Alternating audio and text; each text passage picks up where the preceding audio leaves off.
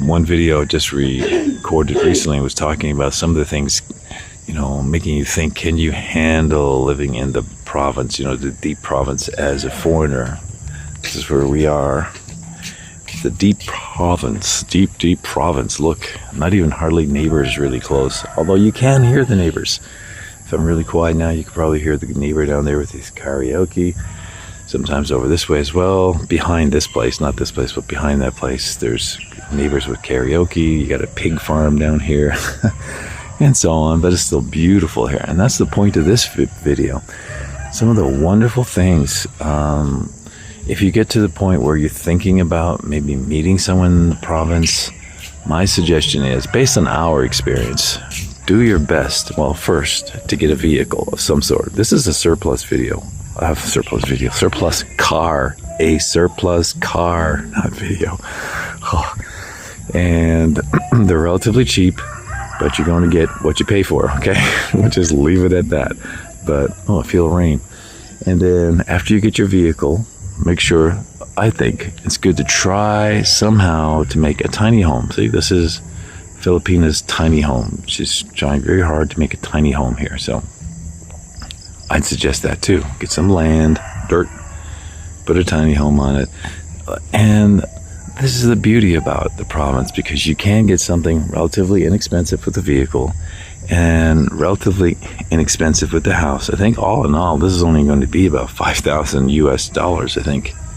Now, is it 5,000 US or 5,000 Canadian? I'm not sure. I forget. 5,000 anyway. Somebody's money. The cost of living in the province. We were just talking ourselves. I'm here in, she's right there. Say hi, Filipina. Say hi. Hi.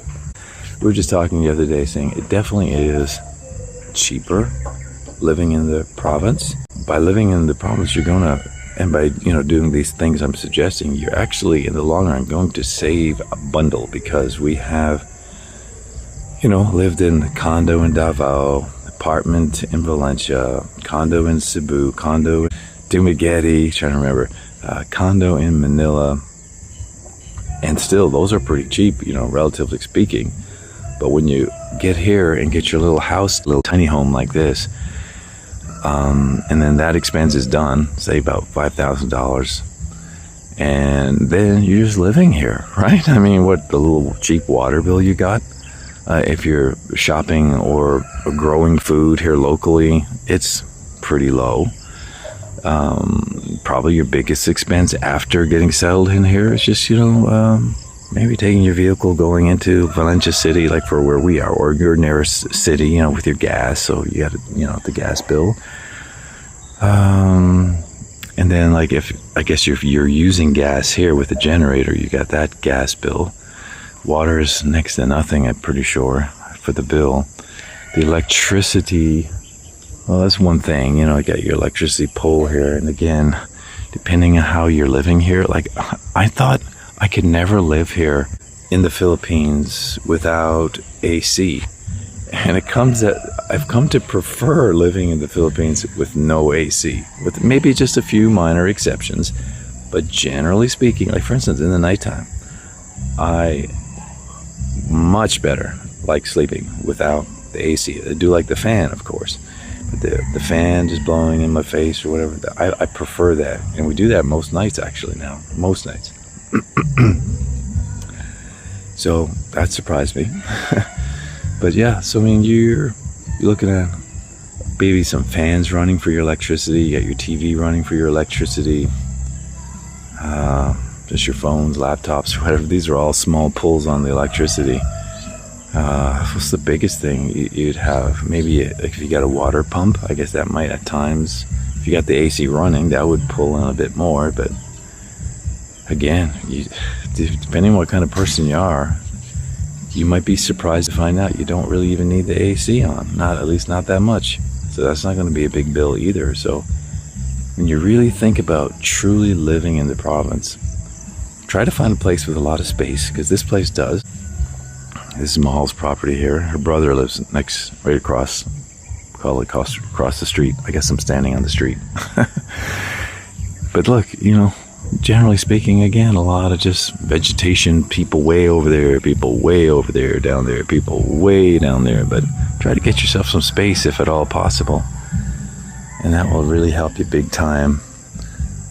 And then, you know, live on your property and try to enjoy your life as best as you can. And as for the expenses, your day-to-day living expenses, if you're doing most things locally and trying to grow some of your own food, which is a real plus. I mean, try growing your mangoes, you know, bananas, your vegetables in the ground there. And even if you're buying all that locally, it's still pretty cheap. So, wow, you know, really, you really can do this. From my perspective, my opinion. I can't give advice on YouTube. People get you in trouble. So I say from my opinion and my perspective. Then after a while, I guess what you really have to consider is the loneliness factor. Unless you got some foreigner guys to talk with.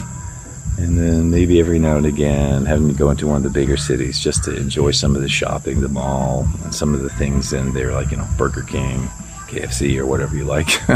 Some of the other bigger restaurants, maybe once in a while. Treat yourself to do that for some normalcy, what you're used to. But, you know, I like the country kind of feel. This is Mindanao, and I like the country kind of feel, which this has. And, you know, we see horses here, and, you know, all lots of cool animals, which, you know, you got your dogs, but around here they're not all barking too bad. It's only your brothers. They bark sometimes. But that's okay. I guess the point is you could really live, like I used to hear that word, that term, simple life, all the time. And you certainly can live a simple life here, and it's brought in new meaning by trying to start this little tiny home here and realizing the expenses, as we had that conversation the other day again, saying, you know, once we get this done, the expenses per month, wow, they'll really drop per month, which is really good to consider. So if you're thinking about meeting a Filipina in the province, especially a lovely area like this in Mindanao, I'd say, you know, good deal. But make sure you're happy with all these things, and go watch the other video, which contains a little bit more, or a few more of the cons to consider as well. So anyway, some more things to think about. Thanks for tuning in. We really appreciate you watch all our videos all the way through on all our channels. And all our channels are listed at filipinamoments.com. It's filipinamoments.com. Thanks for watching today. God bless you.